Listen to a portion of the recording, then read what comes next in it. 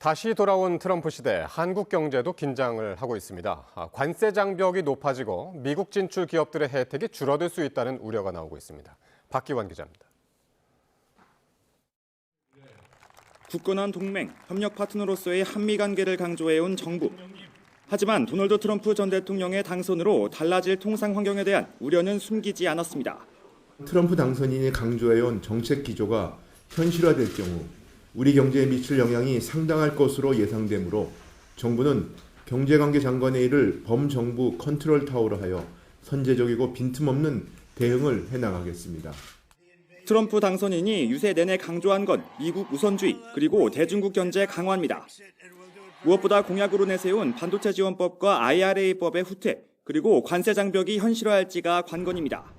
반도체 기업의 미국 현지 투자에 대한 보조금 약속이 뒤집힐 수도 있다는 우려가 크지만 글로벌 우위인 한국 반도체를 향해 쉽게 공세에 나서진 않을 거란 평가도 나옵니다.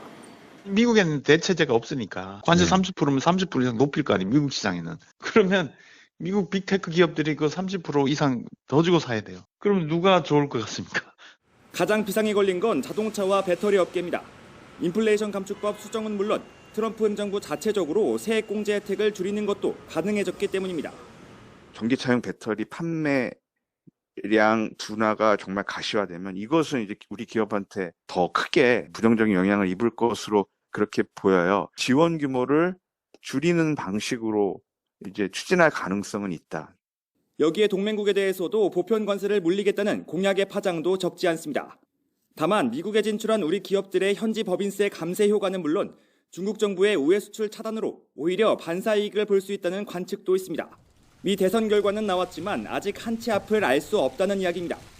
차기 행정부에 미국 경제에서 한국이 갖는 중요성을 명료하게 설명하고 새롭게 닥친 위기에 대응하는 것을 넘어 양국 산업협력의 새로운 기회가 될 부분을 적극적으로 발굴해 나가겠습니다. 진행 중인 두 개의 전쟁과 미중 분쟁에도 큰 변화가 예상되는 가운데 한국 경제는 위기를 기회로 바꿔야 하는 큰 과제를 안게 됐습니다. YTN 박규환입니다.